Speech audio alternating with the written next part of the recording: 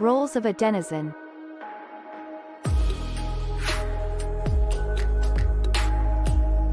A content creator is a user that creates posts and is rewarded based on the quality of their content.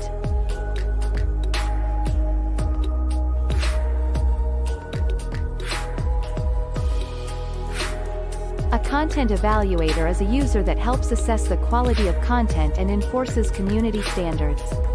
The evaluator is effectively taking part in a marketplace to curate content and is rewarded for early evaluation.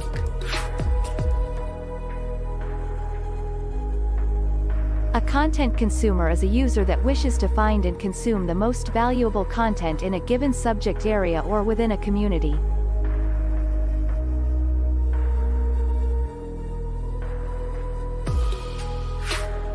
A lair owner is a person holding tokenized ownership of all or part of a community lair.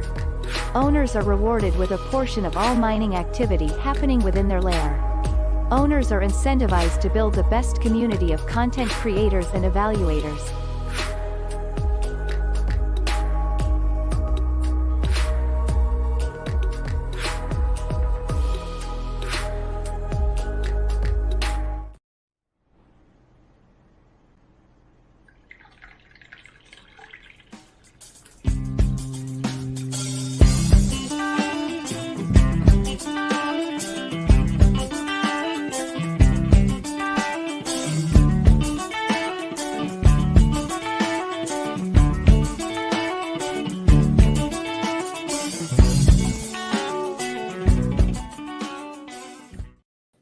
What's up, everybody?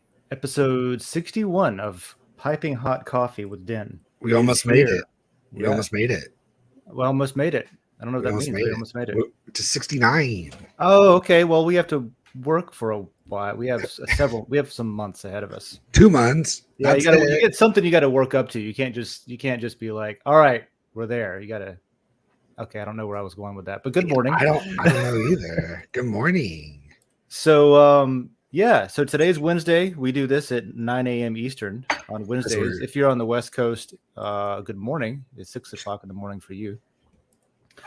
And Go quick back reminder. to sleep. What are you doing awake? Go back to sleep. That's the reminder. Quick reminder, you got a couple hours before you got to be to work. So you can just nap. Take a nap. Reminder. Get a different job. Just reminder. What are you doing? What are you doing?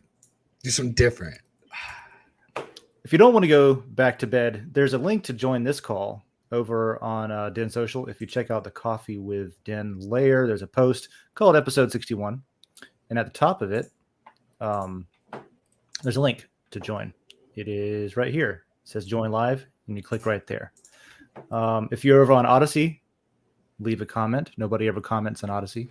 If you're on YouTube, which several of you are, good morning, Juicy J. Good morning, I Am for I Am.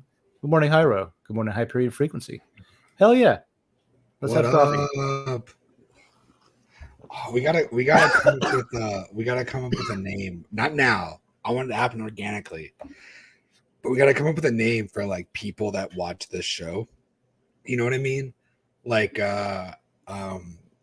know, like people that love Jimmy Buffett, or like parrot heads, people that love Grateful Dead, or Deadheads, people that love Coffee with Den are coffee chokers. Yeah, where are my chokers? I just inhaled my coffee. I thought it might work faster. Where are my chokers at in the chat? Right? Like that kind of shit. Man, that was bad timing. Bad timing. Later we got to come up with something at some point. Okay, all better. Sorry about that. I literally just I must have laughed while I was drinking my coffee and it went into my lungs. But anyway, point is, good morning. Video games, storytelling, something that John, you know a little bit about. Yeah. Both of those topics. And this is something that I don't know. I've been playing video games again lately. I started off with, like, it took a big break for a while from video games, but lately I got back into them because I came up with this concept of sort of geocaching, like virtual geocaching, hiding shit in a video game for other people to go find. Yeah, just to let you know, he is the one that invented it. So if somebody else told you they invented geocaching, don't believe them. Yeah, not physical world geocaching. That was somebody else. That was somebody else that thought to hide pirate treasure somewhere and then give everyone the coordinates to go find it easily. Yeah, Dave invented imaginary geocaching. Yeah, yeah. Well, so there's this whole Web3 thing happening, right? It's a Right. hot term. People love to talk about Web3, and Web3 gaming is a big thing right now. Not amongst gamers so much as among cryptocurrency and Web3 people who are also happen to be gamers. But I don't know. There's just a lot of people talking about Web3 gaming, and it was all in the context of like how could a new game be created to incorporate things like blockchain or cryptocurrency tokens or things that you could potentially export from the game, like NFTs that are a sword or armor or something. Basically, all the shit that has been done forever, except in a new way, right? People have been selling WoW accounts on eBay since WoW existed and eBay existed, right? Together. That's not new. But there's a lot of new ways to do that same thing that's more secure and more easy and more equitable. But my thing is you don't have to like recreate a new game to do that. There's a lot of games out there that are already like primed for that sort of integration. And so the No Man's Sky geocaching thing over in the gaming layer, that was just me demonstrating a simple proof of concept saying, hey, look, you can shove tokens anywhere you want. If it's a shared persistent universe and you can make changes, you can do that. I'd love for the developers themselves to do some sort of official integration, but that's besides the point. My point is, I like video games, and they don't have to have blockchain or cryptocurrency in it. I just like them a lot. They've taught me a lot. Because I grew up kind of in a weird household, so I learned a lot of shit from fiction. Have you ever learned anything, John? Like Nope. that you use life lessons or anything I'm like still that? a dum-dum. I'm still a dum-dum. Never learned Never anything learned in my entire anything. life. Willfully ignorant. That's me. That's my motto. If you try to tell me something, no thank you. Keep that shit to yourself. Yeah. Life motto. So that includes video games. If you've never learned anything, you've definitely never learned anything from a video game. Let me ask you this other question. Have you ever been inspired by a video game, whether it's a character or the choices that were made that led to a certain outcome or any way inspired? Has games inspired your life? I don't think I've had like a video game that's changed my life in the way that you're talking about, where it's like I played this and then like things clicked or something. You know what I mean? Mm-hmm. I don't think I've ever really had that. But I did like video games really got me into like strategy. Like I really, really love like the strategy and team building and stuff of video games. My first video games was like Warcraft. Yeah, Warcraft 1 like and 2. Warcraft, yeah, like And exactly, I was too young to honestly be good at it. So like I definitely used cheat codes and stuff like that. And like that was like some of the super early like computer video games I played. I played like a lot of like fighting games like Mortal Kombat. I would consider this a fighting game too, Blitz. NFL I don't think Blitz. I played. Oh yeah, NFL thing. I'd say that's a fighting game. Yeah. No, I've played the other ones extensively that you'd mentioned, but the sports games, like, I just never was really into sports, I guess. But I did really enjoy some soccer games, some hockey games, and NBA Jam. NBA Jam was my jam, dude. We used to play that as a family together. It was awesome. I think video games too were like it's the one thing where when you were growing up. And even now, it's like this is the best shit ever. This is it. Like this is the coolest thing ever. And then a year from now, they top it. Like it's the thing that's like I think it's got like the most like obvious like increase in. Yeah, the iteration is how much very better apparent. it is. Yeah. Hey, Gravity Crab popped in here to join us. Let's bring him up as well because if anybody is a video game lore whore. It is my friend David here, Mr. Gravity Crab. Hello, sir. I'm very happy that the term lore whore was used. That's one of my favorite favorite terms for just knowing stupid amounts of stuff about a certain world that is not real. So yeah. Yeah. Morning. Yeah. Y'all. Good morning. Good morning. I was thinking of you. When I learned things about the Elder Scrolls universe, I think of you, sir, because you've read way more into it than I ever have, and I've read a lot into it. Like I have Yeah, it's played way too hundreds of much. hours, and I've read a lot of the books in the game, and I've read the unofficial Elder Scrolls UESO, whatever it's called, a lot. The wiki. I do love the wiki. The Imperial Library is another great website. That's just all the books from every game, all the way back to Arena, just crammed into one source. I don't know if you backstage heard the question I asked John, but have you ever learned something or was inspired by something that you took with you? And it doesn't have to be life-changing. It could be like, you know what? I think I will try sushi. I've been afraid of it, but the video game makes it look cool, so I'll go try that now. What? That's a completely different question from what you asked me. You're like, have you ever learned something and like been inspired and like looked at things a different way because of a video game? And now you're just like, did you ever think about trying sushi? Gotta mix it up, they're sir. kind of the same when you think No, about it. it's not the same. It's not the same at all. I don't know if Yeah, I've like, ever... all right, cool. There's cool food in video games. I'll eat cool food in real life. Like Now I'm trying to think about food that I ate exclusively because somebody in a game ate it. I've never played a video game, but like, you know what I gotta go do is slay a dragon. Now Let's I wanted go to. fight I in the do woods remember. and LARP. Like I've never done that. I do remember watching several different anime things and really wanting a pork bun, like That's really different. bad. No, That's the only thing I can think of.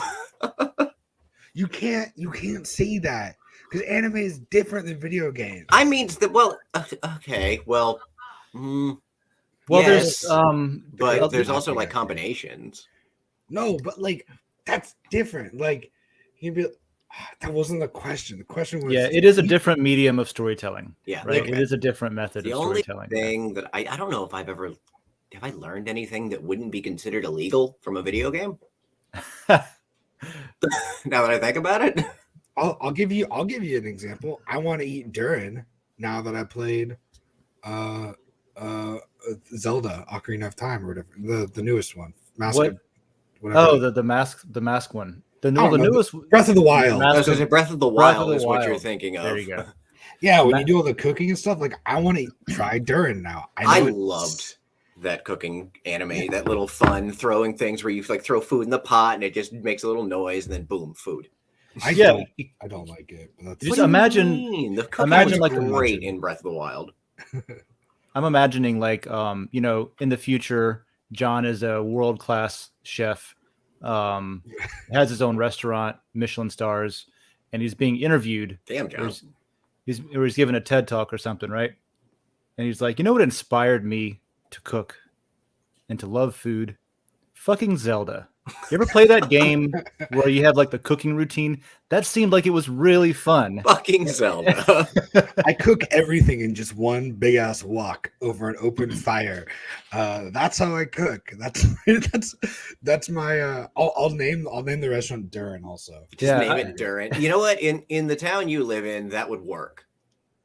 In New York, naming a restaurant after just one dish and the whole spiel is just we cook everything in one wok. You'd be fine.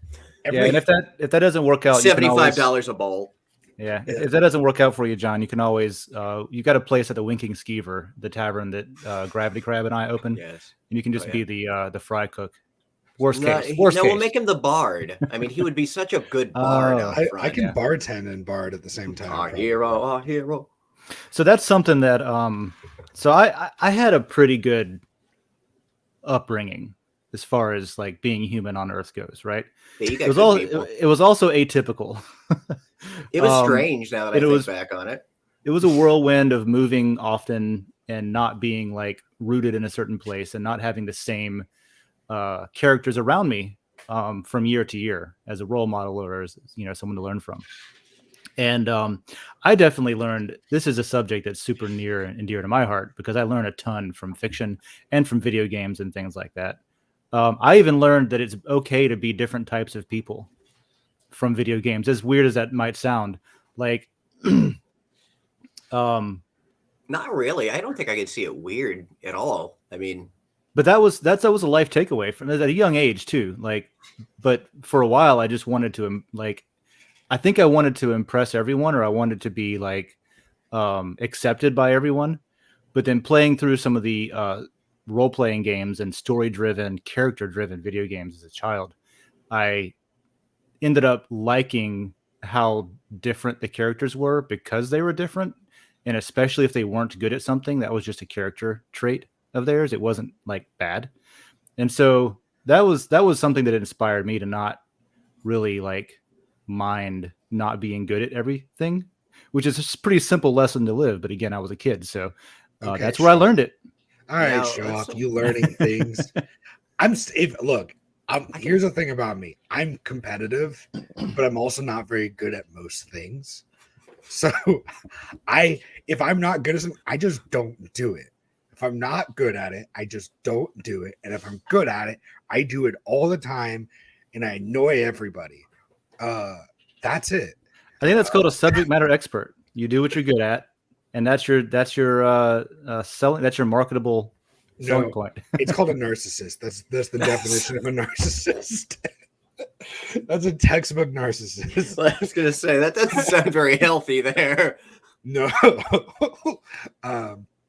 Yeah. I definitely like understand where you're coming from too, like where you're moving, like the consistent things in your life for like your video games for sure. Mm-hmm. Yeah, I Like- could take the PlayStation with me, or Yeah. at least get the same game in the next state that I move to. Or That something. world's always the same. Like, you turn the PlayStation on and it's the same game that it was when you were 10 states away. Yeah. So I think the thing that like I guess now that I'm thinking about it more too, like the thing that like video games do for me is like it really gave me like probably what it does for people that read books. It like those people. Yeah, those fucking weird ass people that read books. My wife goes through a book in the amount of time it takes me to read. She can read 20 books in the amount of time it takes. me to On read. that note, that's my wife in a nutshell. Yeah, it is a little bit. I saw someone explain reading books as like staring, like staring at pages for hours while hallucinating. yeah, which really is what it is. yeah. And so if you think about it in that light, it is kind of weird. Staring at pages for hours and hallucinating. It's like somebody telling you a story, but you have to tell yourself the story. Is kind of what it is. Yeah, we call that reading. Yeah, it's reading. Listen here, me. It's been around a while. This is your Listen story here, about to me. unfold. And like I know because I've been like not struggling, but it's just been a thought that's in my head. Like I'm an English like major, like and I was listening to interviews and stuff, and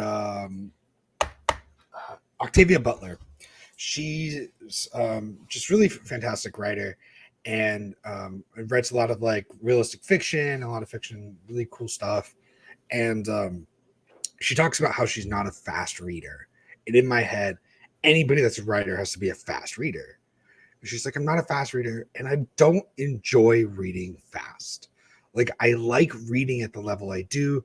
I like listening to audiobooks, and that like blew my mind that these amazing professional like award-winning authors are not fast readers and like to listen to audiobooks. And that was just crazy to me.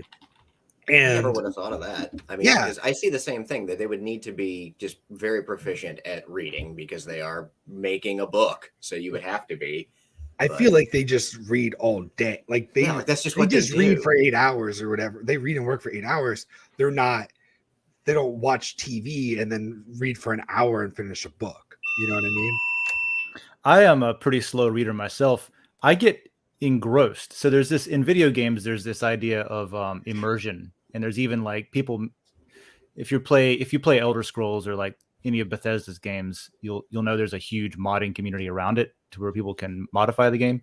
A substantial percentage of those mods are built around like fixing things or changing things to make it a more immersive environment so that you can feel like you are the character, you're in the world. It doesn't remind you that you're in a different, like you're in a chair in your office or something. I get that with books.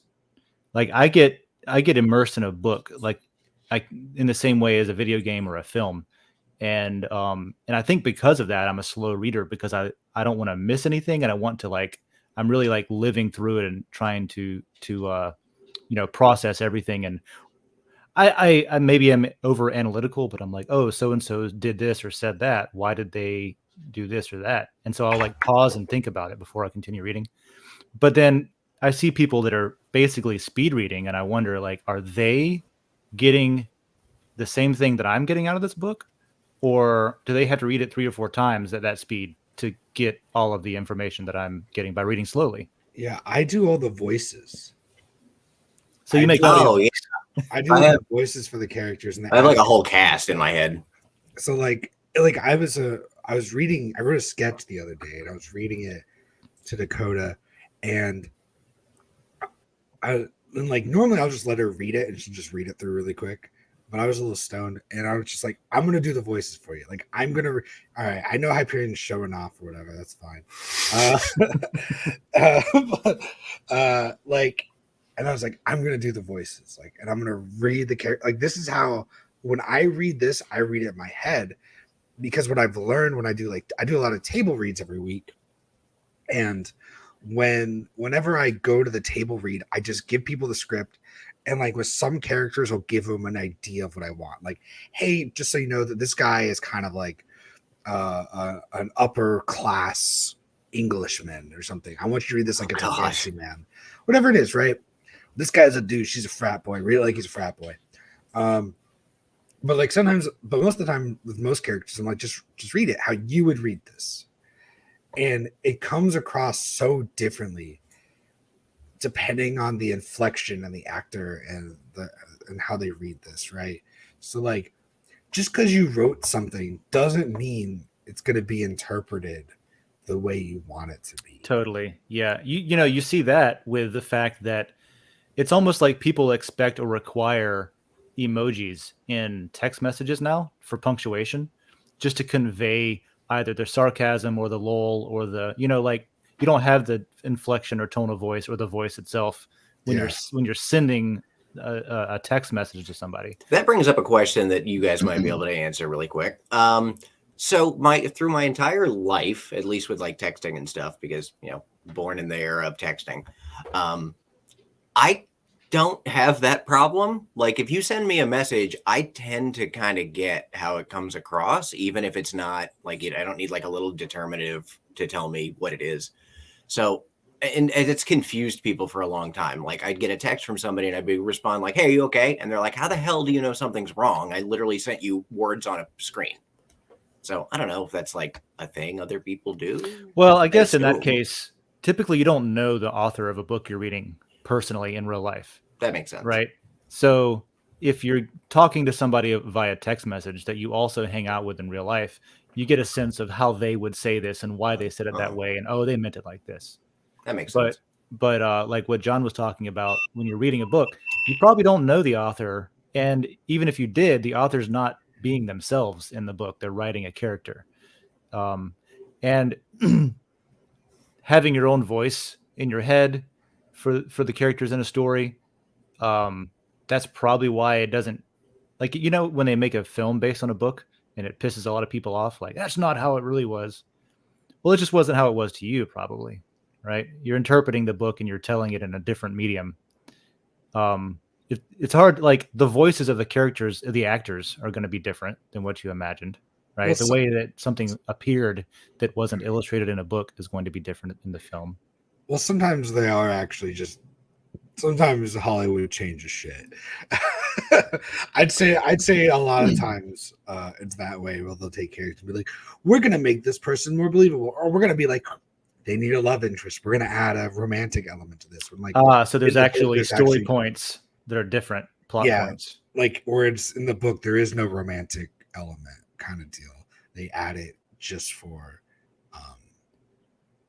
like television's sake. So does that annoy? Are you annoyed by that kind of thing, or do you feel that that's just a retelling or a different like way that story could have been? Bro, I didn't read the fucking book. Yeah. Okay. Well then, you don't care. The movies are all great to you, then, huh? Yeah, I didn't like with all the Marvel movies and everything like that. Like I didn't read the comic books, so people are all mad or whatever. I'm like, I didn't read the book. I don't.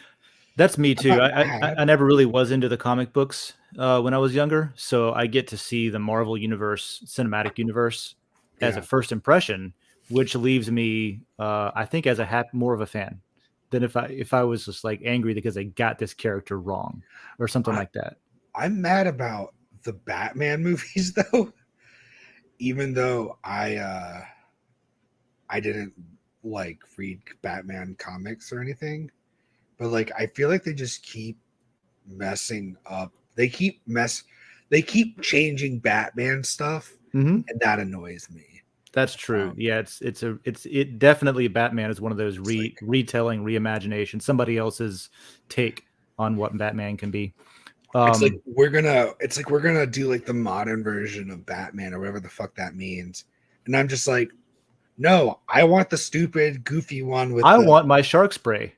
yeah, I want my really long Batmobile that makes no sense. I love that. Like I love the stupidity of Batman and comics and like all like it Yeah. shouldn't make Batman shouldn't just drive a tank.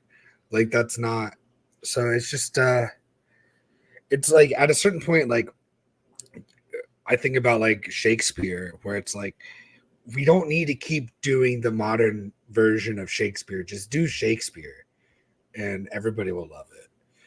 What about the Um, people with internal dialogue? I without do. internal dialogue. Oh yeah. Oh, without. Oh, People that don't have a developed yeah. imagination and can't stare at a page and hallucinate for hours. Yeah, I don't know what the hell that they do. I know people like that that don't have an internal monologue. Um, and then I also have met people that can't imagine things. Like if you're like picture an apple, they can't picture an apple. They Right. know And what an apple is, but they just can't form the image in their head. I was going to say, this is what Iro just said. And I'm actually in the same boat. I also recently, like, I didn't know that that was a thing. Yeah. Until like I heard about it like a couple of years ago is all. I think I just started reading the internet more whenever we were like not allowed to go out and have fun. So I just was like reading shit. And that was one of them. And a part of me doesn't think that's true, but you said you've met people that are like that, you know? Um, has it always been the case? And this is drifting from the topic, and I do want to get into video games as like a dynamic It's not like the medium. N64 was created and all of a sudden people did that. No. Yeah, I don't know. That's what I was wondering. It's like I wonder if that has anything to do with growing up on modern technology, where you're always like, I know a lot of people can't go anywhere without looking at the GPS turn by turn. No, I think it's always been the case. Okay. And I think people can go places without it. They choose not to. I think if I sat in the passenger seat and was like, this is how you get there, they'd be fine. You know what I mean? That's fair, yeah.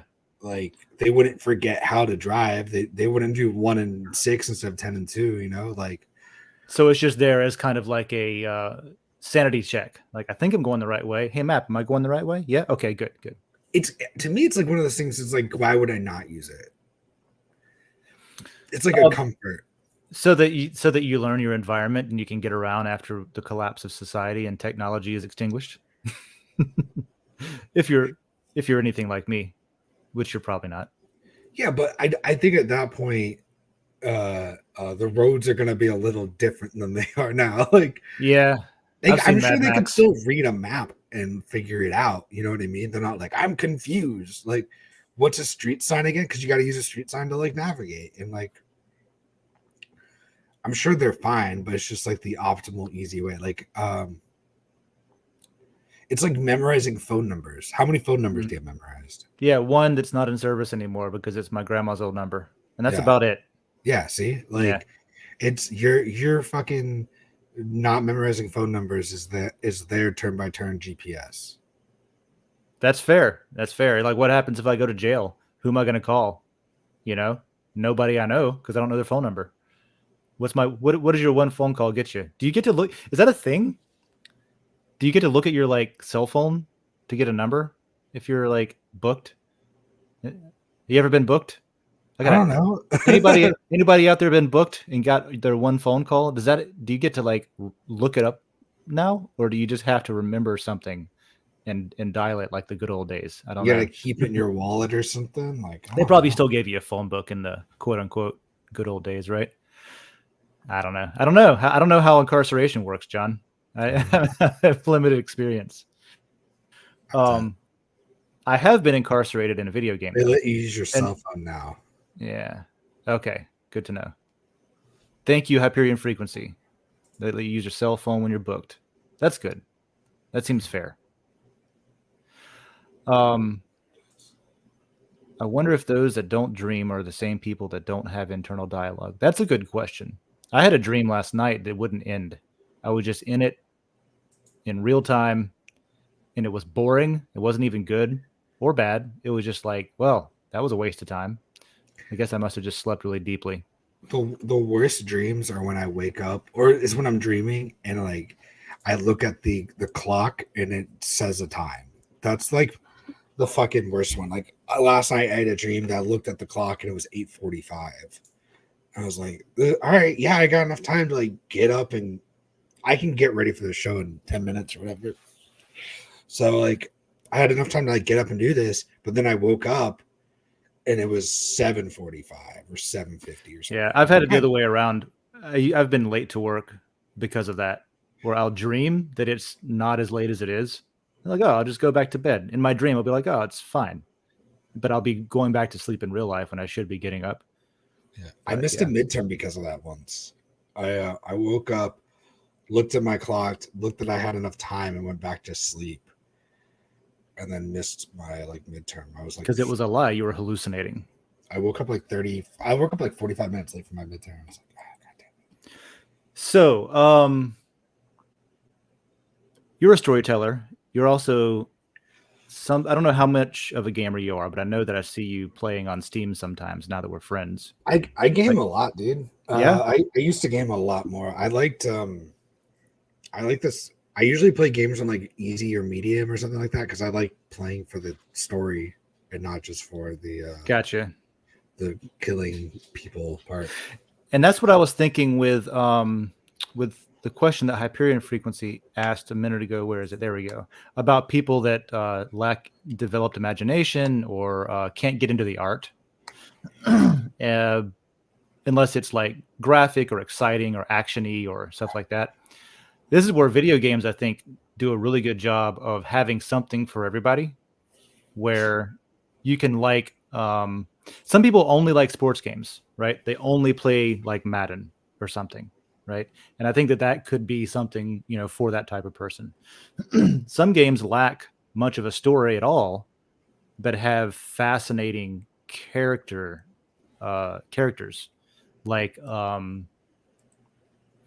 Final Fantasy, one of my favorite games of all time. The whole series is fantastic.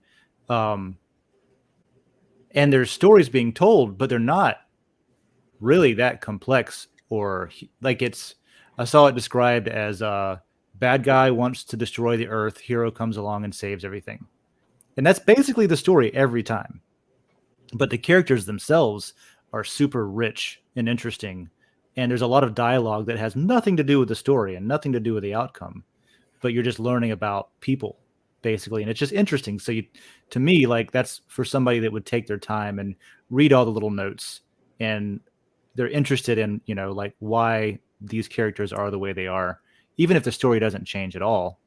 And then the other type of game that I play a lot is like where the characters are kind of whatever you make them, and it's role playing, and it's sort of choose your own adventure, make the decisions, that changes the story, that changes the outcome, it changes the meaning of the game, and you can play it a dozen times and have a dozen different games and different meanings from them. So I was into like those story driven games when I was younger, like when I was in high school and stuff.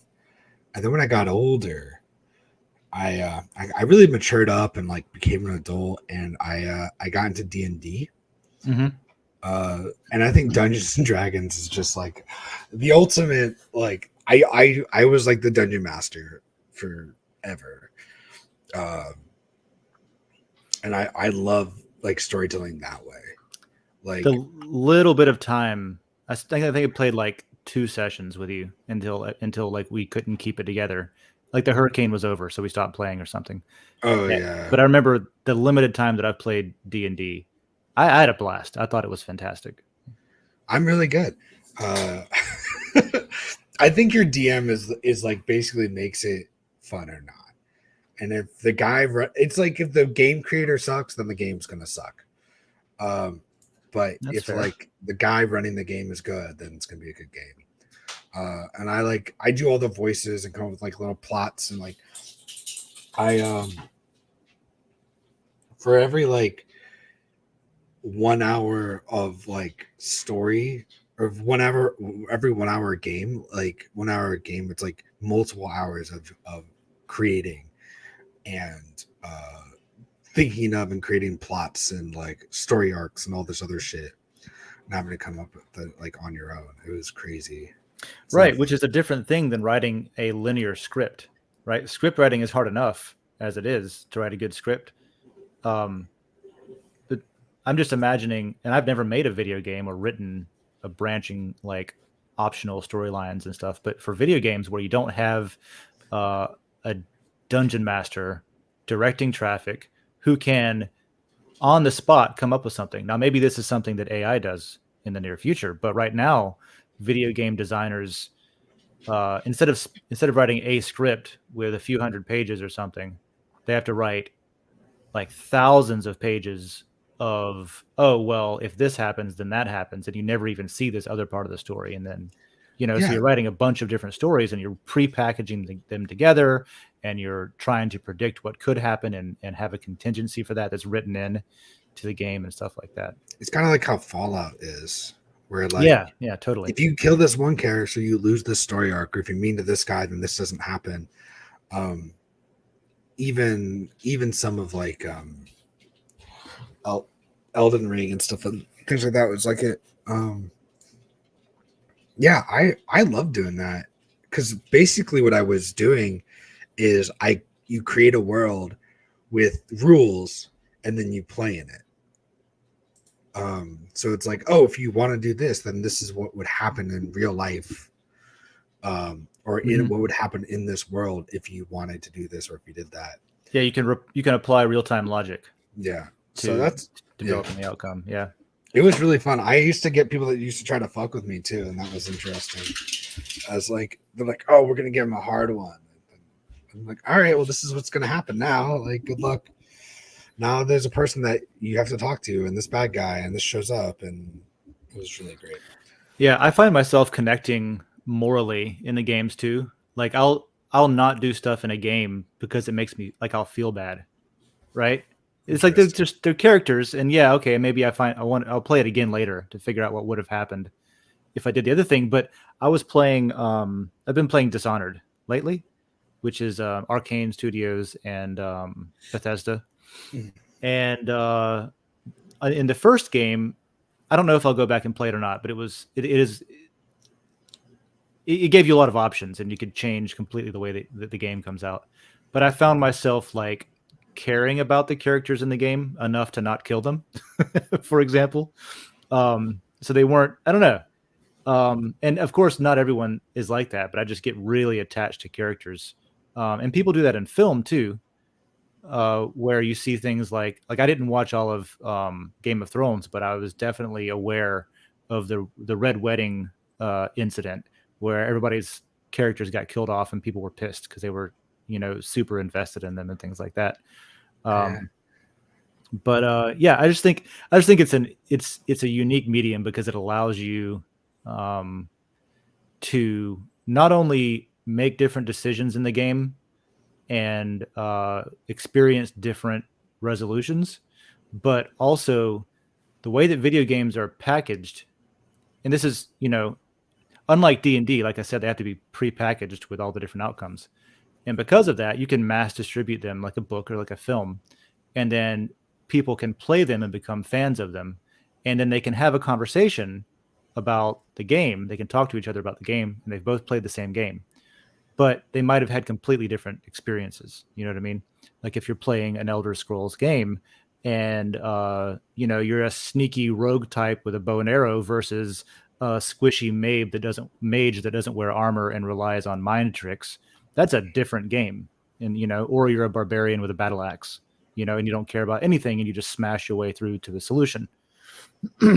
I guess, but like maybe an Elder Scrolls more. But I'm thinking I played a lot of WoW, World of Warcraft, and the story arc doesn't really change based on your That is true with your WoW. class. Yeah. Like, yeah, you do have like class specific quests, but for the most part, it doesn't really change too much based on your race and class. Right. Maybe your race more so, just because at the beginning of like the area quest, but then you can always still get to the same point basically in the end. Yeah, but you could also like travel to a different area, like, and then go do shit there. Like, I remember starting out as a different race than my buddy. I'm like, oh, I'm just gonna go run to you, and then you run through a bunch of bad shit and try not to die, and yeah, because you're not going to fight him because you just started the game. Yeah. Well, they tell them, or they used to be like you could like summon them to where you are or some shit like that.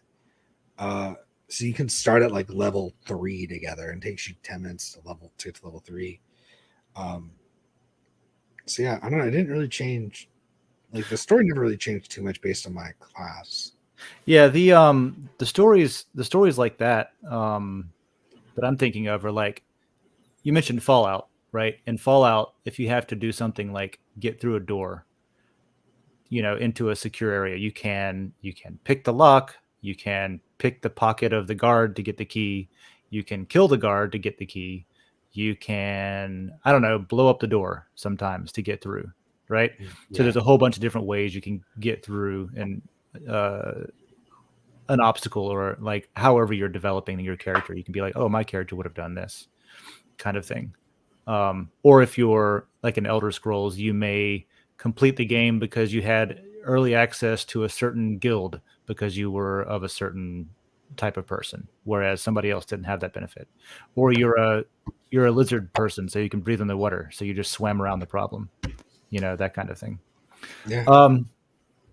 Yeah. So definitely a unique, I guess that's my point. It's a unique storytelling medium. And I know a lot of people that don't think of it as storytelling. They think of it as just like Tetris, basically. Well, they're fucking wrong. They're fucking wrong, man. There's a story to it. That's why you gotta watch them. Yeah. I wanted to dip into the comments real quick. So I Am. We were talking about this a little bit before the show.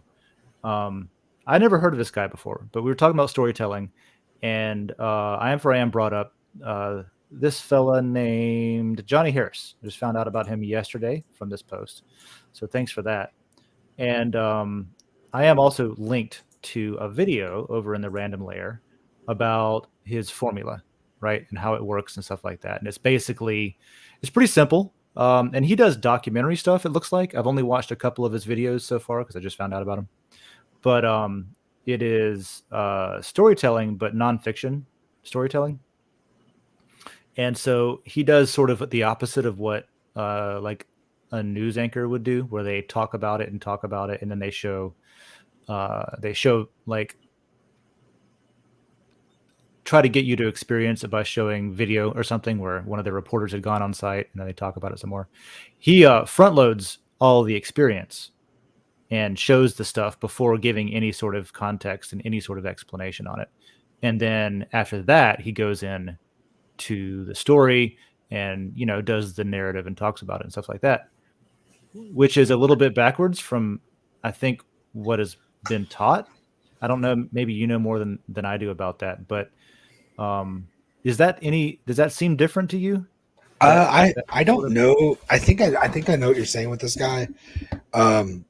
Where it's like you watch the actions of things unfold, and then at the end you get the context. Yeah.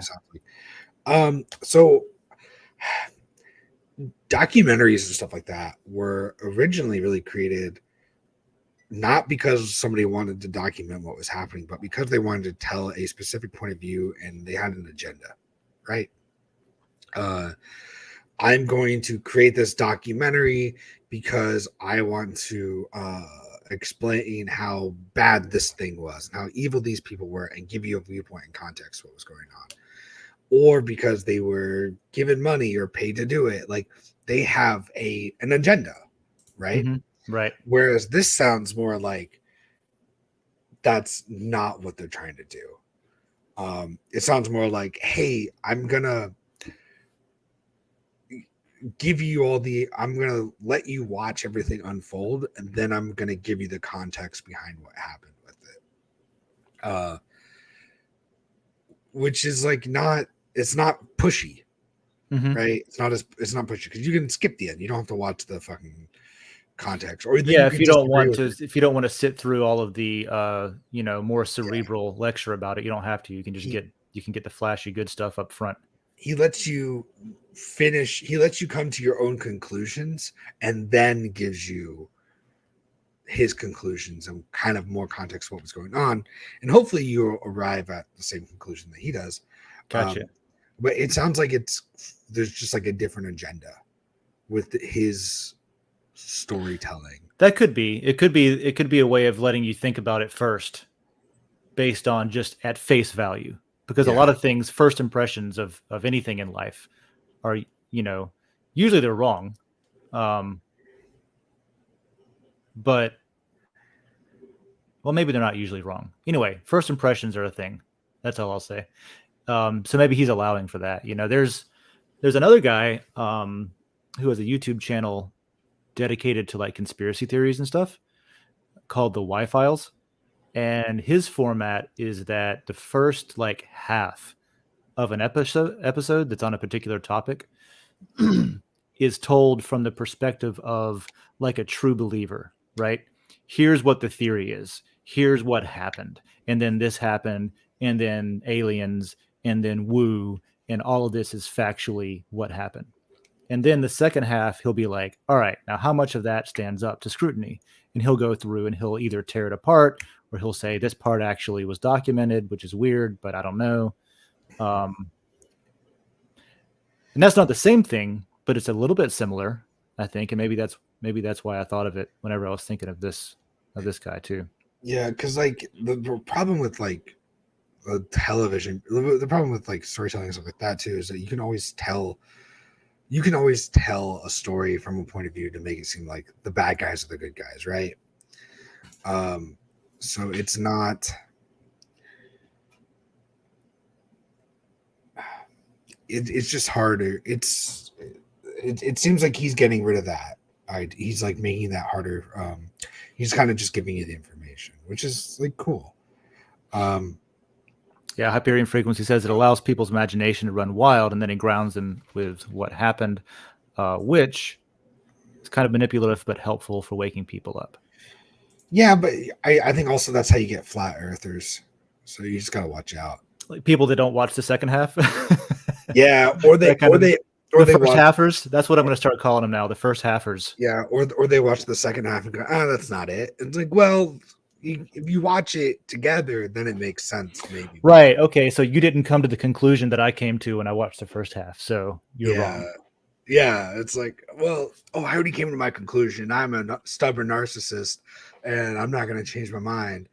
That's the that's the second narcissism reference. Are you struggling with narcissism? No, I don't struggle with it. I've accepted you embrace it. It's not a struggle. I got it under control. It's going great. No, I just watched like a video like this morning. Gotcha. Yeah, like a narcissist part to it. So it was just on my mind. Well, check out that video. See what you think about it. It's linked in the I am linked to it in today's episode post. Yeah, so. I'm gonna go back and watch it. I honestly I don't enjoy documentaries usually, mostly because they're depressing. Like there's never like a documentary. It's like, what about this LARPing group? Like that's the one I want to watch. I don't want to watch the documentary about anything depressing, because then it just sets you up to have to argue with somebody too, and like I don't want to do that. Yeah. Here's what he has like looks like 30-minute videos, basically half-hour videos. And I watched this one on UFOs, which I thought was pretty good.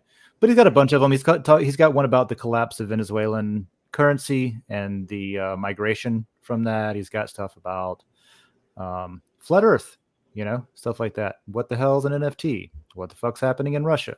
So he's got a bunch of like, they're very well compressed, right? They're packed into 20, 30 minutes that give you a broad overview of stuff. So And like I think that's even dangerous too, of like packing that much information into 20 minutes. All right, fine. yeah, those are big topics, right? The secret ingredient in Doritos, yeah, we can do that in 18 minutes. But like what's going on with the war in Russia, like I don't know, man. Like, and also like every other day there's new information and stuff like that. So like you just have to be careful, I think. And I think a lot of people like aren't, which is sad. So. Yeah, especially so that's a good point that I guess I've thought of it subconsciously, but it's a good point to make, which is that when you have stuff, especially when it's a single person narrative explaining things, right? That's his best take. That's one person's opinion of the facts or their presentation of the facts. Yeah. Now I'm not a big alternative facts guy, but anytime you're watching a documentary, there's possibility that it's not up to date or it missed something, got something wrong that now we know is different, in the present and things like that. So definitely don't just like, oh, I'm not saying go watch this guy and all of his videos are 100% what you should form your worldview around. I just thought it was a good example of packaging short documentaries. So cool. Thanks, I am for AM. Appreciate it. Juicy J. So we got into video games again. So Juicy J was asking about like aspects of successful video game storytelling. And a lot of people, especially like modern video games, a lot of people are really big on graphics, how it looks, how real is it, how good are the physics, that blood and violence part that Hyperion Frequency was talking about, like how much like splashy physics are applied to that. I think that's the least important part, especially with storytelling in the game. You can tell a story with the environment, but anyway, he's asking about, have you played, I wanted to ask you, John, have you played The Last of Us? Because Juicy J specifically asked about that game, because it's made into a TV show lately. Yeah, I heard about it. I never played it. A lot of my friends assumed I did. I haven't played it. I haven't either, and I haven't seen the show. But I hear I do this thing where I'll read what games are about, or I'll read the lore of it without playing it, just because I'm interested. I'll watch like the walkthroughs. Mm-hmm. I'll do that. Yeah. I'll throw that on when like I'm like cleaning or something, and just watch like somebody walk through the game, like do the walkthrough of the game with commentary and stuff. It's pretty fun. But yeah. And so that's a game that they kind of had, from what I understand, it has a lot of the different pillars nailed pretty well. If you're into great, amazing graphics, it's got that in spades. If you're into character development and like well-crafted plot, it's got that. If you're into world building and lore, it's got plenty of that.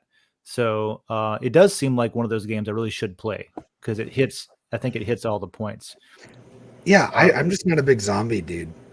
I never not even if they're fungus monsters with fungi instead of Umbrella. What is it? The Umbrella Academy. The Umbrella. I liked Resident Evil though, but I didn't like. I don't know. I just was never like zombie movies and stuff. I always thought zombies were the lamest like monster, because they don't have brains. They just walk around and like, man, they don't critically think. They just try to go after and eat people. Like, that's not fun. Like, yeah, well, you've got zombies, right? Yeah. And when I think of zombies, I think of Night of the Living Dead, Dawn of the Dead, stuff like that. And then you've got the infected, which is like different because they're fast and agile. Sometimes they can think a little bit, like 28 Days Later, for example. Even that, they're not really thinking. They're just fast and agile, and they run at you quickly. Like, okay, so they're berserkers. Yeah, basically. every once in a while they kind of like think, but like very rarely. Yeah. Yeah, I think was it Romeo that did the what is it? Dawn of the Dead and um anyway, there was one of them where the zombies ended up having some higher brain function, where there was even like a leader and they were a little bit organized and they could use guns, for example. They could figure out guns. Well, at that point, they're not fucking zombies, bro. They're just They're sick and they need they help. just got gangrene, you know. They're just let's give them some penicillin. Let's fix them up. Yeah, no, I'm not. Yeah, I'm not super into zombies. I do want to watch Last of Us, and we have it on our list to watch. I hear it's really good, so I'm excited for it. Lowest level undead. Yeah, No hyperbole. yeah, Just they're heightened insects. It's really- It's so yeah, okay. So if it's more than that, then it's not a zombie. It's something else. Well, that's what I don't know how much. Now, I never played, never watched the show. I don't know how much they think in The Last of Us, but the game The Last of Us isn't really the point that Juicy J was making. It was more of talking about how it has all these different aspects of storytelling that were pulled off pretty well. And what are those? You've got the characters themselves, character development. You've got the plot itself of the game, all right, the story arc. You've got the lore, and I guess that includes the world building and stuff like that. And then for a video game, you have technical stuff like how natural it feels to play, right? Is it like is the control scheme fluid, or is it annoying in any way? How easy is it to learn how to, like, whenever I play most games, I've gone back to the gamepad. Some of them I'm still mouse and keyboard, but whenever I'm playing with a gamepad, I get to the point where I'm not even thinking about what buttons I'm pressing. I just intuitively know what to do, and I can flow around pretty well. That's a pretty important aspect, I guess, of game design. Yeah, I think to me, like, probably my favorite part of it is the world building, just because like I think that's what I really love doing when I played D&D. The world building, I think having a game that has a really cool world is usually my favorite, and that's not small, because like you'll play some games and it's like, oh, it's basically the same thing. We're just doing the same thing but in a different spot, and the different spot's very similar to the previous spot. Like it's not that interesting. I like if there's a lot of different areas. Like that's what I liked about Elden Ring was that like there's so many different monsters and different areas to explore and different things, different weapons and stuff like that. And it's not just like it's not just a very small linear story. Fable 2, I think, is a game that did it really well. Where you could I played Fable 2, I think, is the one if it's the one I'm thinking of. Is that the one where depending on how you play, it actually changes your appearance, and then people respond to you differently because, oh, you've got horns because you're an evil fucker, or something like that. You've got like weird veins and lines through your in your skin and stuff like that. That's the one. Yeah. That was a really, really good one. There's some games that I love to death they're coming out with a Fable 3, by the way. Oh yeah, wow.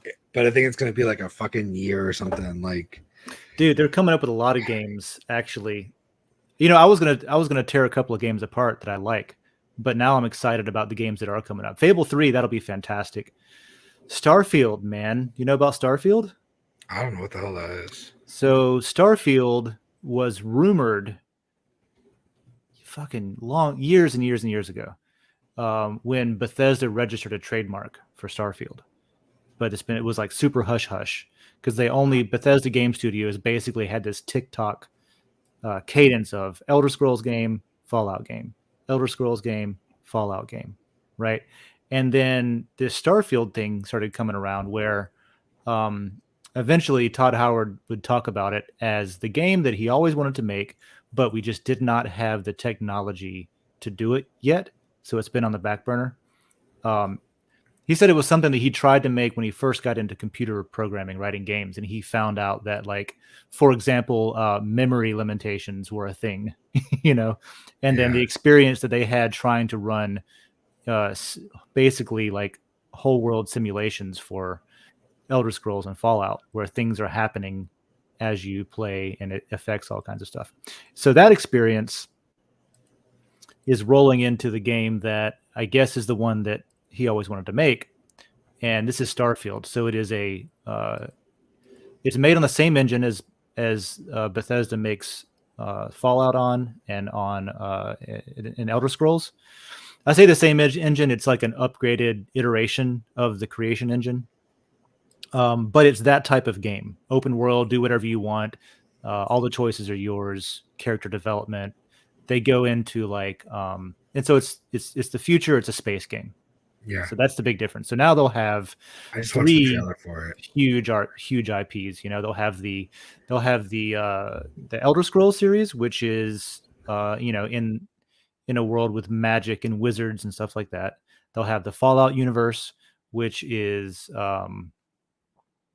some people even say that that's a prequel to Elder Scrolls, like it was before the world ended kind of thing, which is a weird stretch of a connection. But anyway, it's post-apocalyptic, modern guns, stuff like that. Wait, And they're so saying this one, Fallout was before Elder Scrolls?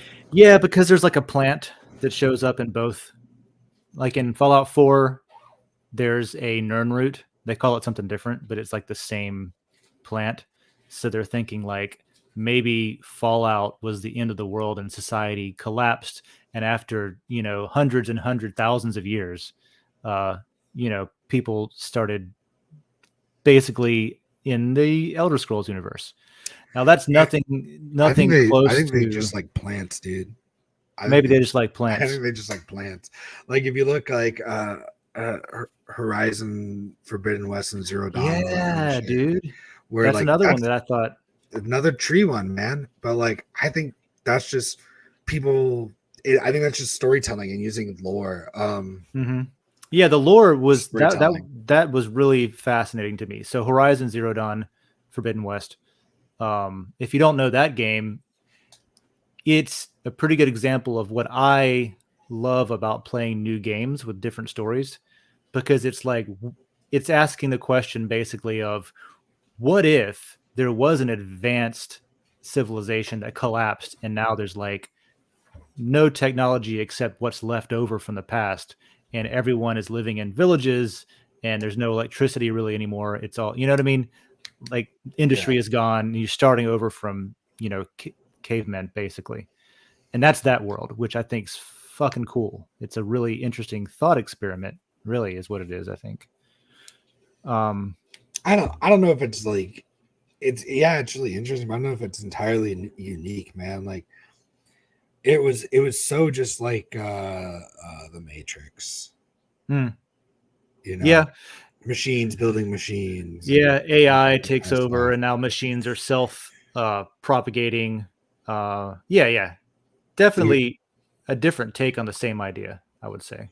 Yeah, it was cool. I didn't feel ever really surprised playing that game. Which, like, if you can find a video game that like kind of like gives you those cool like twist endings, it's like, oh, now it all makes sense. Like I should have seen it coming. I think that's kind of a little cooler. But in Zero Dawn, I wasn't as like surprised about it. That was even now that I think about it, that I don't know if you ever read Anne McCaffrey books at all. Who the fuck is Anne McCaffrey? She has some books called it was the Dragon Riders of Pern series. And Dragon Quest? Yeah, well, this one's called Dragon Quest, but this whole series is called Dragon Riders of Pern. And in one of the books, it explains what happened, which was like, and you never would know this from reading the first like books and getting into it, but you eventually discovered like, oh, there was actually a colony ship that crashed on this planet a long time ago, generations ago, and we've just forgotten everything. And there used to be, you know, technology and spaceships, but now there's just medieval times. because we're starting over. So that's sort of that idea has been around definitely before Horizon. Yeah. I don't know. I liked it. We bought a PS5 and we were gonna sell it, but then now we decided to keep it. So yeah, you told me that story. You were going to flip it and it didn't work out, right? Yeah. So now you have a PS5. Yeah, which is fine. So now I got Ragnarok to play, which I'm psyched for because I played the other one, and that was really good. The God of War or whatever. Yeah, the PS5. I don't have one. I've listened to Linus Tech Tips talk about how cool it is. I've looked into the hardware. It does the thing that's important to me. I mentioned that I don't usually care about the graphics and the physics as much as like a good game, like storytelling and character development, and it's fun to play. The controls are fluid. The one thing that I definitely am picky about though is when frame rate drops below like a certain amount. David's Huh? back, by the way, I think. No, he said he was back, but look, if I bring his camera up, he's just hanging out somewhere Fucking else. liar. Yep. Liar. He's Empty not chair. here. He's not here at all. He sent a false message. But that's one thing that, again, you have to deal with differently when you're making a game than if you're writing a book or writing a play or something, right? You don't have to worry about the frame rate of actors on a stage. Yeah. But whenever I'm playing and it gets all like it like jerky around a little bit, I don't know. I can't do it. I'll spend money to remove that, or I'll drop the resolution and I'll drop the quality of the graphics down to the lowest point so it doesn't do that. And I'm way more happy with that. Yeah, I don't know. I saw you for like plays and stuff in person. You have to worry about like lighting, and sound and stuff like that instead. Definitely technical aspects. Yeah, I wasn't trying to say that there's no technical. No, there's no technical stuff in plays. You just go out to a field, and people speak words, right? Yeah. So it works. The old Shakespeare in the Park kind of stuff, which I should look up. I want to go see some of that shit here. Yeah, I hate games that jerk me around. I don't like being jerked around, man. Oh, cool. There's a bunch coming up soon. But Dakota and I went and saw a play last night. It was called the God damn it. What's the collaboration between Andy Warhol? It's about the story between Andy Warhol and Jean Basquiat. And it was amazing. But one of the really, really cool things they do in it is, I don't know if you know anything about Andy Warhol and John. I know of Andy Warhol, and I don't know the other person. Basquiat. Basquiat. He's absolutely amazing painter. Kind of like a weird, eccentric dude, like most artists are. And during it, so the guy who plays Andy Warhol, God damn it, it's Peter Bentley. You got to consult the Hitchhiker's Guide. And then who are the people in it? You don't have your playbill? Come on. You said I you saw do, but it's over there. You want me to get up and go get it? No, I want you to bounce around 12 different states and a couple of satellites to find the answer. It's the guy who plays. You'll probably be able to tell me in a second. Paul Bettany. He's the guy who plays Vision in the Marvel movies. Do you know who I'm talking about? I think so. Yeah. He plays Vision. You ever see? He's the bard in A Knight's Tale. That's been a while. I'll have to go check it out, man. I'm not a film buff or a play buff. This is a play, but during it, he's filming Jean Basquiat, and that's like the whole thing is like Andy Warhol wants to make a movie, and Basquiat wants to paint, and this is like this weird collaboration because they're very like opposite ends of the spectrum when they think about art, and he's. Glad I could get some quality headphones. I appreciate it. But like, during it, he picks up like a film. He picks up a camera and he's videotaping Basquiat, and then they take the camera live while they're shooting, and they project it on the walls in the theater. And it's just like, and that kind of stuff is just absolutely amazing. The stuff they're doing now with plays is just, with like technology, it's just so cool. You ever see like Dear Evan Hansen? They have like all the text messages and news feeds all like over the walls and stuff flying around, and it's pretty I haven't been I'm trying to think the last play that I went to. I want to say, and it was a while ago, I want to say it was on Broadway, and it was Spam-A-Lot. Monty Python Spam-A-Lot. I was going to say, don't you dare cut me out on Broadway conversations. I heard Dear Evan Hansen about how to stroke. welcome back, you want to talk about it or don't want to talk about it? I love that play. Okay. Like, yes. We saw that. It was pretty great. You went and saw it? Yeah, it's on HBO. It's cool. In Dear Evan Hansen, I always forget, I don't know the kid's name. The guy that didn't have any teeth that was in Stranger Things. Oh, the two front teeth. He did the prank show. Yeah. I don't know his name either. He's in it. He was in it. That's pretty cool. And then I saw The Music Man on Broadway with Hugh Jackman. Was that good? I wanted to see it really bad because it was good. It was fucking expensive. Yeah, that's the only reason I didn't. It was the last day that they were doing it when we were in town, and we walked past the theater it was in, and I came so close to dropping like $400 freaking dollars just because I wanted to see Sutton Foster live. It was really good. We saw that, but we saw the collaboration the other night, which it ends on February 11th, but it's right about John Basquiat and Andy Warhol. Anyway, I think it's cool that they're bringing in the elements. HBO version is the movie. Okay. Like you were talking about projecting things on the walls, making it more of a, like, that's art. That's part of like using different tools and different devices, I guess. There's a scene from Dear Evan Hansen that actually kind of illustrates exactly what you're talking about, which is what you were talking about with the text messages and everything. But man, that whole scene where it's just what's happening on the internet around behind him while he's just trying to kind of comprehend all this people that know who he is now. Yeah. It does a really good job. I mean, it's a powerful scene. It's really cool. And then the music with it, it's like there's like guitars and stuff, so it's a little bit more like I don't know. It's got some punch to it. It's like acoustic poppy music and like catchy music as opposed to like a full orchestra that's hidden under the stage. Like this was a band.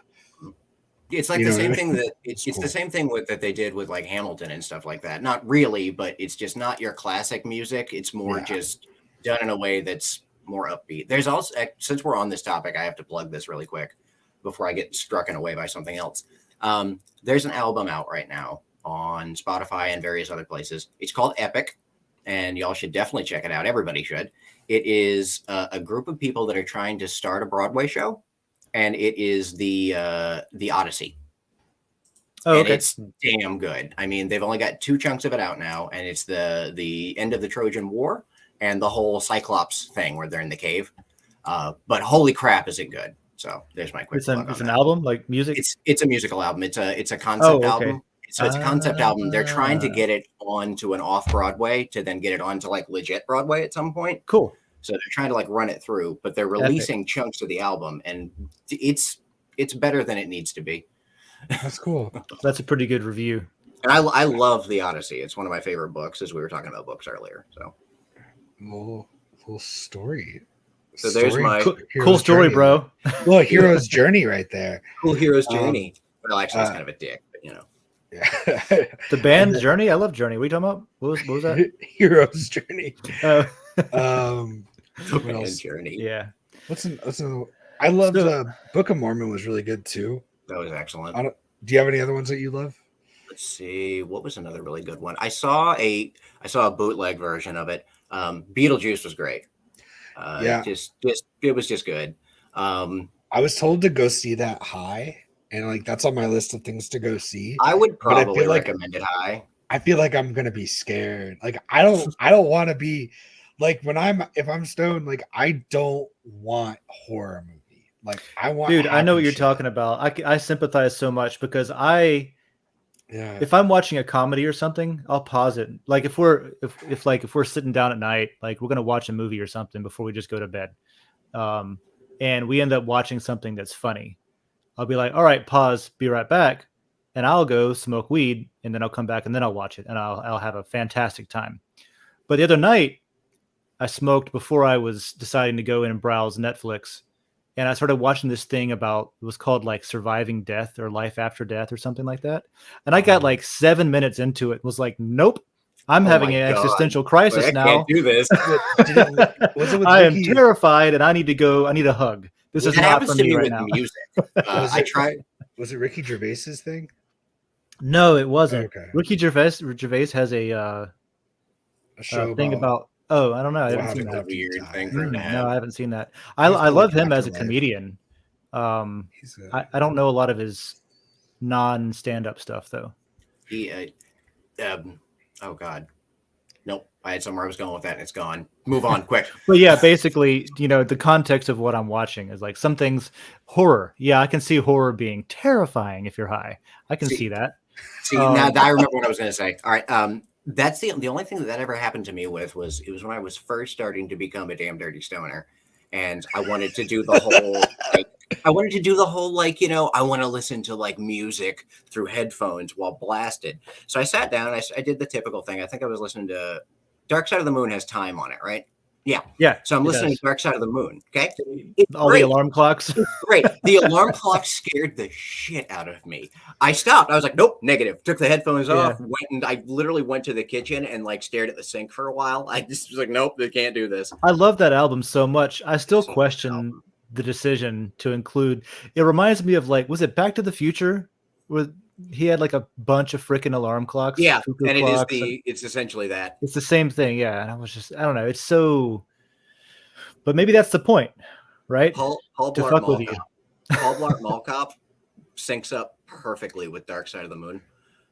And also, so I thought it was Alice in Wonderland, and It is. Paul Blart is scary though. in the Wizard of Oz is the Dude, famous one, right? There's a point in the movie Paul Blart, stupid ass movie, right? But it's the second one too. It's not in the first one; it's the second one. There's a point where he's talking about his life, and the song changes directly when his mom gets nailed by a bus, and it goes into like him talking about like being depressed and everything, while there's just this wailing in the background. This is something that only stoners would notice and come up with, though. Yeah. Like, what state of, like, at what point are you just going through? Is there somebody out there that's just going through all films to Dark Side of the Moon to see which ones work? I guarantee you there is somebody who that is their whole day when they're done with whatever they do for a job. They get home from cleaning the floors of buses, and then they just listen to Dark Side of the Moon. Let's see all how day. Predator lines up. Yeah, that would be interesting. When I come down to visit, which I think is going to be in March, like end of March, we all got to get together, get stoned, and watch Paul Blart. Paul Blart. Please, I'm on board for Two. Paul Blart. The second We'll I love do it right. Kevin We'll do James, it with though. we'll do it with a record too. We'll do it right. I've got Dark Side of the Moon. Like All we're right. good. I'm down, man. That sounds like a blast. Uh, Speaking of people visiting, your dad's bringing me some deer meat next week. He hasn't even brought me any. Of He course, came by. I was busy as hell yesterday and just had not a great day. And he came by. He came to the back room, like I'm back here doing something. He just appears in the back of the store, right?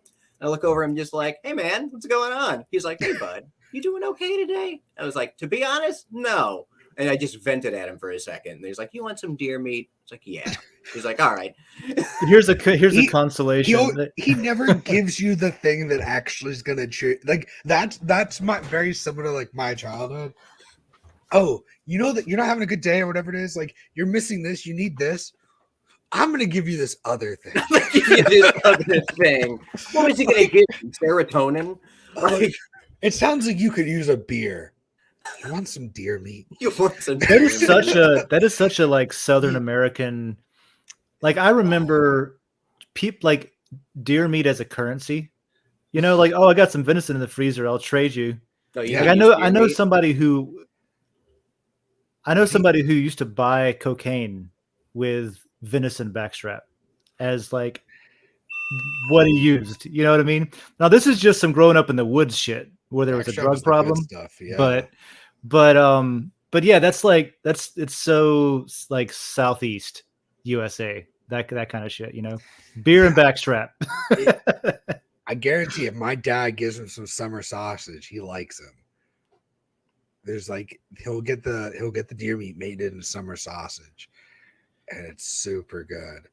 And dude, it is the case that a lot of this, like a lot of my the favorite things I've ever eaten were created by somebody who wasn't authorized to sell food, you know, wasn't like inspected or anything. But there's a guy that my grandfather knew who had hands down the best sausage on the planet.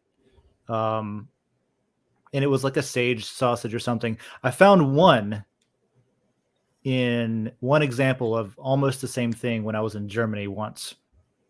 But other than that, I've never seen anybody else recreate it. And unfortunately, he lost the recipe. He like died with it, kind of thing. The guy did. Sure.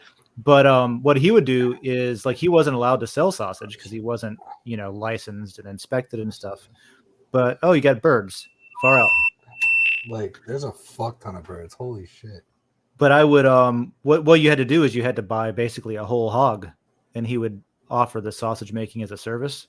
And so what you would get is a bunch of people that would go in on purchasing just so much sausage, and everybody'd bring their coolers and load up the freezer kind of thing. Anyway, I would take that shit to Virginia when I was in the Navy, and like word was getting around. Like people wanted to know who this guy was and where this came from. But yeah, I don't know what my point was there, except for down home Southern cooking is some of the best sometimes. Yeah. Well, like I think it's interesting too because it's like that thing that you don't need, you know, like the Gravity Card was having like a stressful day the other day. It's like, you know, he probably could have used a beer or a joint or like or something else. He's like, I'm gonna bring you deer meat. Like this is that's always been like even with like gifts or something. It's like, hey John, it's your birthday. What do you want? I'm like, you know, I really don't need anything. Like if I need something like, or if I want something, it's like, it's kind of like a video game or like something like that. Mm-hmm. And he'll buy me like, now like I graduated from UCF, but my parents went to UF and I was always a Gator. They'll buy me like UCF clothes. But I'm you're like, more into UF stuff. But I'm like, I don't want any of this. I don't want more clothes. I don't want my parents to buy me clothes. I'm 32. Like, why are you buying me clothes? Dude, I still like I have a lot of graphic tees, t-shirts that have stuff on the front of them. Yeah. 80% of them, somebody else bought it for me. Because you know why? They thought I like graphic tees because I have a lot of graphic tees. But I only have a lot of graphic tees because people buy me graphic tees. Dakota does that. She went through a time where like I think every week I got a new ironic t-shirt or some kind of joke graphic t-shirt. I'm like, honey, you have to stop buying me stuff. I appreciate the presents, but I don't want to wear any of this. Yeah, so I have like I'm a walking legacy of other people's what they think I like. Yeah, I just wear it indoors at night in front of her so that I wear it. Although she did get me this, that was really cool. So I was looking for a easy, like a natural transition for it. So I think this kind of works. She got me this mug that I actually really like, and it's got my favorite bird, the blue-footed booby. Because it's called a booby? Yeah, I like boobies. But then it's got all these other birds that are just all like different sexual innuendos, like the bearded tit. The bearded tit. Hold on, I can do this. I know how to use this. I don't know all the. Okay, go ahead then. So now you can read it. Oh, you can change the focus. I think you did it the opposite way. No, I unmirrored it. Oh, so it's the right way. I didn't even notice. Woodcock. Yeah, cock of the rock is what it's called. And there's the woodcock, the dick sissel. That's a great cup. I like this. Just all the weird innuendos, yeah. Tuft titmouse. You know what that reminds me of? Like Beavis and Butthead would love that cup. Oh, That's well, hold on, right up right up Mike Judge's I alley. gotta show you the last one. What does that say inside? Does that say tit? Yeah, it's just a tit. Is that the name of that bird? Is a tit, or is he just saying Yeah, the word it's tit? the name of the bird's the tit. Okay. And this is the foul language cup, FOWL. Yeah, and I like it. This is a fucking cool mug. I have like 3 mugs that I use, and then we have like 30, but I only use like 3. It's this one, my UCB like improv comedy mug, and then there's this one. My wife has like an old Texas, University of Houston mug or something that I use because it's a bigger mug, and that's about it. And, I don't know about birds. There's a turtle called a cooter, though, and I always thought that was funny in my immature mindset growing up, because there's a bunch of them around here. a cooter? A cooter. It's a turtle that lives in the river. The ones that you see like stacked on the logs and stuff, those are called cooters, that type of turtle. Yeah. That's cool. I like it. All right. So, Juicy J, if you're still on, I just checked my notifications. Have you seen the stuff that he's doing with macro lenses, taking pictures of like Star Wars toys and making scenes out of them and stuff? You showed it last week. Yeah, well, he's been doing some more stuff. And then Jay Sidmeyer did one with the Velociraptor Blue from Jurassic World. Oh, cool. But just to answer a question that he was asking me, I'm looking at a new phone, the OnePlus. What are they on the 11 now? Every 5 or 6 phones, I look into getting a new one. Is that what you have now? Do you have a? No, I have the 6. This is the OnePlus 6, which honestly could last me another 10 years. It's fantastic. Yeah. Like it's really, really good. But the new ones, they're heavy on camera stuff, and the new ones has like a macro lens and optical zoom instead of digital zoom and stuff like that. So do like research on that, I would say, first, because that's what I was about. I was like, oh, I like Samsung because the lenses it's got better cameras. But in reality, the more research I did and stuff, the Apple camera is better because the software is better. I do believe that. So because, I would say look into. Yeah. I'm gonna fix my camera so I don't feel crazy. Yeah. Like look into that first, because I used to have a OnePlus. I will. Oh, which one did you have? I had it forever ago, man. Oh, okay. I had the 1 and now I have the 6. The Apple thing, like I will concede that that's probably better, and for the reasons that you put out, because they have a really tight they run a tight ship when it comes to uniform, standardized, like not standardized. They own the hardware and the software across all of their devices. You know what I mean? They don't have so many variations like Android, for example. Google has to anticipate all the different random hardware manufacturers that want to make a phone, and has to anticipate how to, write software for all that different hardware. Apple has a phone at a time, typically, or a couple. And so they can really tighten down like how clean the software is. The problem I have with Apple is I'm so much of a computer nerd that I look at them as an appliance more than I do as a computer. But it's a really fucking good appliance. Like if you want a phone that is a great phone that takes great photos and it does the thing that it was made to do, and that's it, go Apple. Yeah, right? It's good for that stuff. But if I want to break it, or if I want to like try out different stuff that it wasn't typically made for, I want a computer. This is more computer than phone stuff, but I want a computer that I can modify and make it do different tricks that it was never designed to do in the first place. You can do that on a Mac. Yeah, you can. Depending on which ones you got. And you can do things like triple boot into all 3 operating systems that you might want to use. There's all kinds of stuff that you could use Apple for that you can't use other stuff for. Well, actually, no, you can't do that anymore. Oh, well then fuck them. I don't want to. Well, it's not their fault. Well, it is their fault. It's because of the M chip. It's no longer Intel, so you can't boot Windows on it. Yeah. Now they do already have. There's a version of Linux. I can't remember what the damn name of it is, but it's this company. It's they've been trying really hard to get Linux running on Apple Silicon, and I think they have everything right now but graphics acceleration. So I'm actually impressed with that. And Wi-Fi. The Wi-Fi doesn't work. Typical of Wi-Fi. Typical Linux. Yeah. Yep. So where are we at? An hour and a half. What are you thinking? Are there any other questions you need to get through? No, I just looked and I don't think so. Let me double check. Because usually when John asks that question, it's because he threw something in there. I can go do that. All right. So we talked about I am for IM's post over in the random layer. We talked about Juicy J's question about the important aspects of storytelling. To which I said, basically, I don't give a shit about graphics as long as it's smooth and not janky. Yeah, I just wanted to not jittery. Garbage. Oh yeah, and that's it. Cool.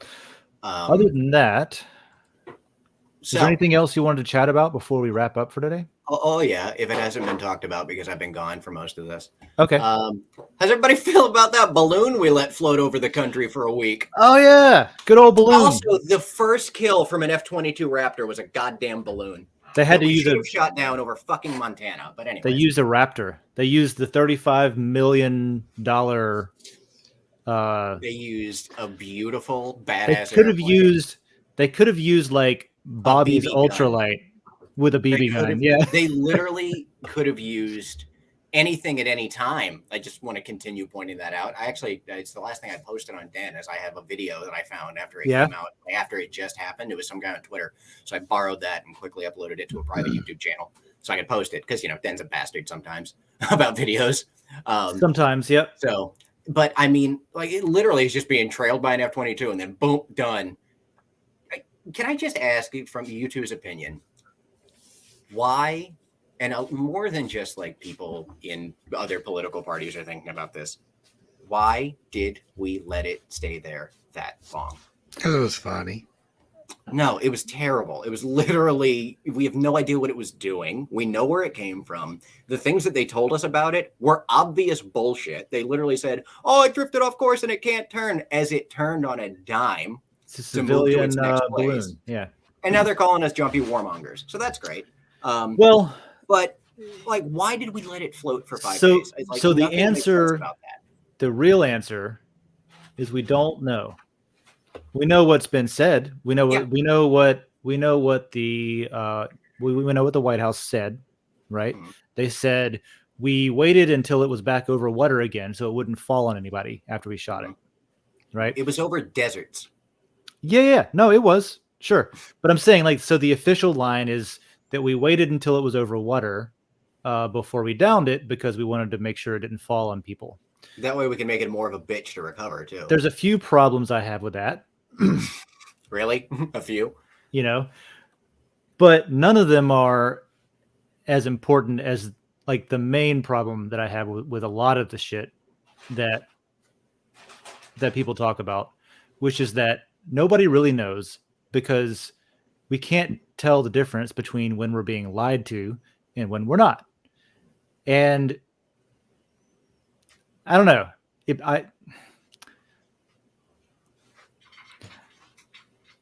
It's weird to me that a local news station picked it up and talked about it, which is what forced the official government to acknowledge it, for example. Because they didn't disclose that it was there. And I don't believe that NORAD didn't notice it until that happened. You know what I mean? Apparently, the president was briefed on Tuesday when it entered the airspace and said something like, "Oh, shoot it down as soon as you go back at the car." But I mean, I don't see waiting until it being over water as an actual realistic reason to not shoot down an obvious massive national security problem. And another thing that bugs me about it is that it was used like anything that is possibly usable. It was used politically to say, what was it? Oh, well, but what about Trump? More or less. Like, there was a bunch of them when Trump was in office. He just didn't know about it. or something like that was one of the things that was. Why is it always got to roll? What does And Trump have then to do you've got what's her name? Green, Yeah. Marjorie Taylor Greene or whatever her name is. Yes. She's using it as like a circus sideshow and walking around with a balloon just because she thinks it's funny. She's just walking around with a white balloon. Be like, haha, I got Joe Biden's kryptonite. Like, no, you are part of the government too. You also are the laughing stock because all of you fucked this up. Yeah. You know? Like everybody fucked it up. It, regardless of what the reason is that we waited, whether we didn't know about it, whether we were waiting to see what it did so we could collect more intelligence on what it was doing, how it operated, how it maneuvered, whatever the reason, the current situation is that it's a shit show and it's a big circus.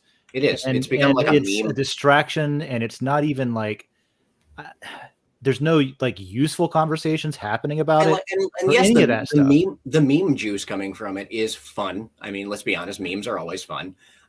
But I just, oh God, we don't even know half the time, my friend. It's, the memes are great and all, but at the end of the day, I was worried about it from like an actual political standpoint. Like I'm sitting here looking at it objectively as a citizen that goes and votes and does all the stuff I'm supposed to do. Like, hi, that's a threat to national security. Why is it there? So like, I mean, I feel like I could look at it from that standpoint and be just very confused by the whole thing as to why it stayed as long as it did. So I don't think that I think if it was a threat to national security, we wouldn't have known about it. Well, I mean, and I think it was flying way higher than most of our aircraft do. So I mean, it was hard to spot. I think if it was an issue, they would have dealt with it, and if not, they did what they did. They're like, "Oh, we're gonna have this be the interesting thing in the news cycle, so it's not something else." Because if oh my God, he's right. It wasn't.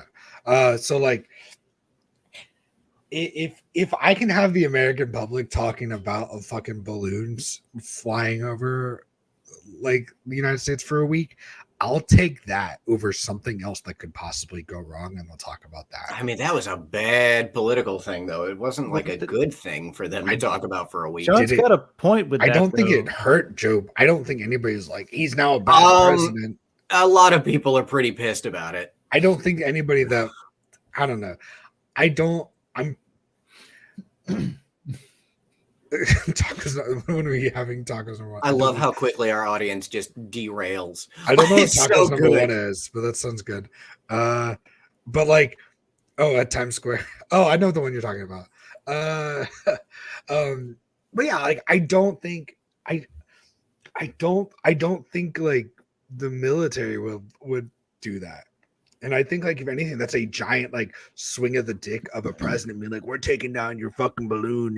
No, that's like, just basic regard for national security. Well, what I'm saying is I don't think it was a national security threat. How? I think that it was probably because it was fucking turned off, or they jammed some fucking satellite thing on it, or you're telling me. I'll say this. Yeah. It's very likely that it was being observed intentionally, and it's very likely that, like what John said is true. Our electronic warfare is very good. Well, you distract people with a balloon, you can do other crap. And so I also think like what you said too is like we were observing how they do it. Maybe like that's a good thought. That makes sense to me. It's like when you break somebody's code, you don't tell them that you broke their code, right? You watch them send fucking shit. You watch them send messages to each other, right? You see how it works and what they do, why we missed it if they didn't miss it or whatever it is. Like, and we also need shoot it down right away. You're not going to know. We also need profiles on this stuff. So like I was not an EW, an electronic warfare guy in the Navy. But we did work right next to the EWs in the same room. And so I would hang out with them all the time because my job was boring. was, database management and cruise missiles that we never really shot. We just planned for. So we'll just hang out with the EWs all the time. They've got some really cool shit, and they've got profiles on all of our adversaries' equipment to where if they pick up a certain signal with a certain pattern, they can say, oh, this is not only this class of ship, but literally this whole number. Either makes this sound or gives this particular cross section or gives, whatever it is, that kind of thing. And so if this is something that is unknown, the most important thing initially is, of course, national security. Is this an atomic bomb? No. Great. Is this something that's going to hurt anyone if we let it happen for a while? Okay, no. So then the next thing is, okay, let's learn every fucking thing we can about this. We know it's Chinese. We know it's some sort of spy balloon where we're spying on stuff. We might not know what equipment they're using, what radio frequencies it emits, if any. We don't know if it's recording on board or transmitting back in real time, but those are all things that we can learn if we simply observe it for a long time. Also, and so that's my take, is that makes the most sense to me. I guess I didn't think about the human element of needing to observe things to understand how they function. So I guess there is that. Huh. See, this is why I get opinions from people. There's I don't know much about real world politics, but I did watch a lot of The West Wing, and they could literally be trading for it.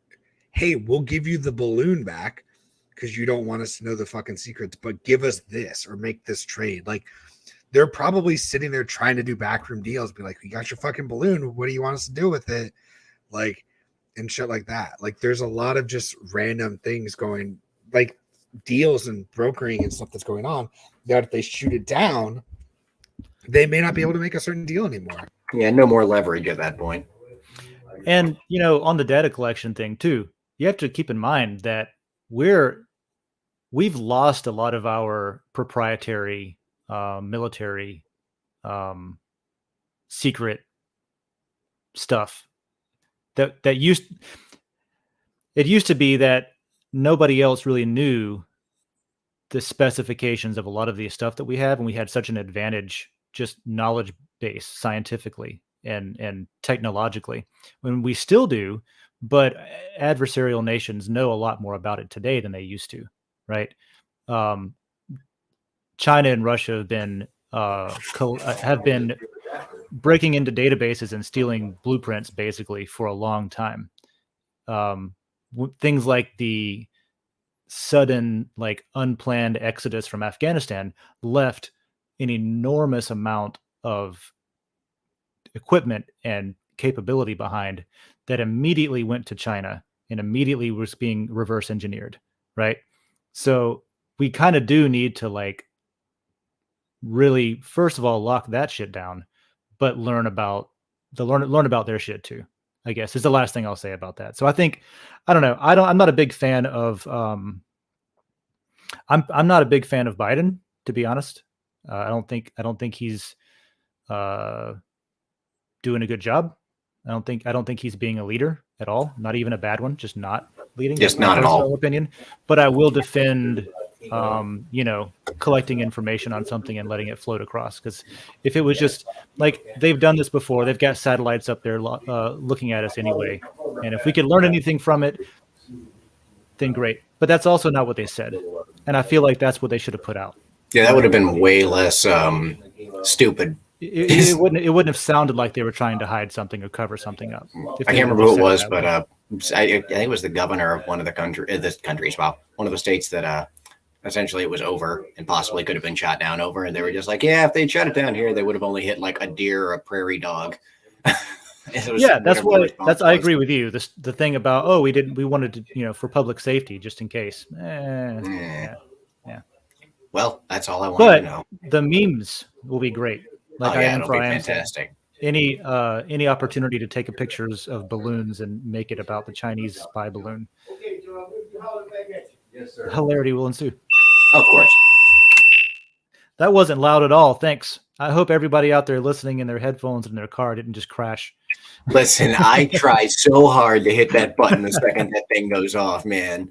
You gotta wire it to the mute button. Oh, I would. That's not a bad idea, actually. I hate that thing. If I could get rid of that buzzer, I would. Well, with that, I don't think I have much else. Yeah, I was gonna say we hit video games, storytelling, different mediums, what we think's important when it comes to that, and then we talked about balloons and politics too. Yeah, as So per I think usual, we it's hit. always I got to think fly we hit in. all the stuff. All right, y'all. Well, on that note, I'm going to go to work. All right, do that. I got a freaking software that tells you it has to update while you're using it, man. I tell you what. Hey, please update me. Yeah, I was going to say something else, but I won't. So we've got some reminders up on the post at the bottom of this. There's links and stuff. There's updates on Tuesday for Dragon Chain and Den. There's a DAO call tomorrow afternoon, and then World Blockchain Roundtable tomorrow has a decentralized infrastructure episode that I think, proposed. And the post for March themes is also up in that layer. So go recommend some themes for March. And let's see. Oh, video games. So the gaming layer, I was gonna propose. Oh, a couple of things. Shit. Also, LCP proposals is open. Started yesterday. Oh, so crap. if you want a layer for free without having to pay to create it, you propose it and then people vote on it. And if it wins and it gets created. I was going to propose a virtual geocaching layer, but that was kind of jumping the gun on that because we already have a gaming layer that's underutilized. So I would like everybody to talk about their favorite games on the gaming layer. I'll go in and review Dishonored once I finish the second one, stuff like that. So there's right. those reminders. I guess I can review a couple of things I've played lately over on the gaming layer. I always forget about that. Yeah. What's your perspective? We all know what other people have to say about it. What do you have to say about it? Because everybody has a different experience with it. That's kind of what I was getting at earlier, where people can talk about the same game and have different experiences with it and kind of pick it apart and armchair conversations about it. So do all of that stuff. Otherwise, thanks for joining. We'll see you next week on Wednesday for, I don't know, what are we going to do next week? I'll come up with something, maybe women in science, since that sounds fun. That's the International Women in Science Days coming up. So that actually sounds fun. Can we shout out Tina? Yeah, we can shout out Tina. And I spent all night watching Women in Science stuff because she has to record a video about women in science. So we were taking notes. I learned a lot. I took a crash course in women in science last night. So maybe we'll do that. Is that like a documentary on YouTube or something? Oh, there's just a bunch of like short videos, people talking about it. Every February 11th, there's a bunch of videos made. That's cool. Dakota's got like a whole chapter in a book that came out. She wrote. Really? My wife, yeah. That's awesome. On a bunch of shit that I don't understand. See, that's what I want. I just want that. It's just like the smallest little detailed thing. And I can't even remember what it's called. Maybe we can't talk about that next week then. It's funny. What if we didn't do the show and we just had them come on the show? Have them oh do my it. God, that would be hilarious. Dakota would do it. The funniest Jackie was so confused. The funniest thing happened too when we were doing all that because Tina was looking at poor Jackie, man. Just have her be the host. She can host the show. It's like, I am a Walgreens pharmacy tech. How are you? Oh, she knows things. Technically science. Yeah, she could talk pharmacy stuff with Dakota. Like that would be awesome. And they can all talk like pills and shit with Tina. Like it'll be great. Yeah, get together and talk about pills. That's what we all do. I don't know. I'm in awe of Tina a lot of times because she's published several times. She's got she's a scientist. She there's things that have never been discovered or demonstrated in human history that's been documented that she has done and documented and published a paper on and stuff like that. And that's awesome, you know? I can always so tell that every should time be I'm- celebrated. Every I time want I'm to in a say, room with Tina, I can always tell that she is just so like, if I have a conversation with her, I can tell that if I say something dumb, she's going to register it because she's just way above me. she went into something yesterday that I thought was hilarious. And I just want to Oh, I like this. mention this real quick. She was trying to, her company recently was merged with a different one, and they're a publicly traded company. And so she was trying to look up things about her company on YouTube, because she was getting ready for this like women in science thing, and she wanted to see if they've, published anything about it in the past so she could reference it. All she found were like stock trading bros talking about her company and the like number going up and down and stuff. She couldn't find any actual videos or any actual like stuff about the actual company and what they actually do. It was literally all charts and candles and like number go up and down and stuff like that. And I was like, see, that's how it feels. That's my life. Like nobody wants to talk about how Dragon Chain actually works and the problems it solves. How much money do I make? The things that are possible for the first time ever in human history that now we can do. No, they want to talk about what the token price is and how much it's gone up or down over a certain time period. When's it going to go back up? It's got to go up. It goes up, it goes down, whatever. Technology behind it. Yeah. So anyway, that's it for the Kept Husbands Roundtable. Please do not rename that. We're just keepers. We're not kept. We're just we're keepers. Oh God. We provide that color commentary to their important jobs. Sometimes they just want to give their brain a break from thinking so much about smart stuff. That's why they need us. And then they talk to us about dumb stuff and they just think, oh, bless your heart. They listen to me do my weird ass characters. Yeah. That's great. I cut my thumb open yesterday. It was fun. You cut your thumb open? Not bad. I got like a cut, but to me it looked a lot worse than it was because I was stoned and I was trying to cut ice for a cocktail. And you added a little flavor in it. Yeah. They cut my thumb. I'm like, oh, I cut my thumb. She's like, okay. She's like, I think we just need some just a Band-Aid. I'm like, oh, you don't think we need like liquid, like dermabond, like because it was like a longer cut, and she's like, "No, you'll be fine, John."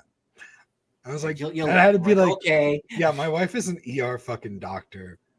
I'm in good hands. Shut up. You'll be fine, John. Like, first real date with my wife, I ended up at the ER because I sliced my hand open. Really? Yeah, avocado. Stupid technique. I learned. You did though. Yep. Sure did. I've done all right. Limes. Hey, let's wrap it up, guys. Let's be done. I got a meeting coming up anyway. I just realized in like 60 seconds, so I'm gonna go do that. I will see you guys next week. I'll see you on Den. Let's talk about video games. Breathe some life into the gaming layer. I know there's a bunch we can do to it. Eventually, let's start 2 things in there. Let's start geocaching. Let's start 3 things. Let's start geocaching and do posts about geocaching. Let's start talking about Elder Scrolls. And so that can branch off into an Elder Scrolls layer one day if it becomes popular enough. And then let's just start talking about whatever we're playing lately so that we have ideas and recommendations for games. Sounds good to me. All right. So here's a song from Y'all Weird called Enter the Dragon. We'll go out with that like we always do, and we'll see everybody next week. All right. See ya. Bye, y'all.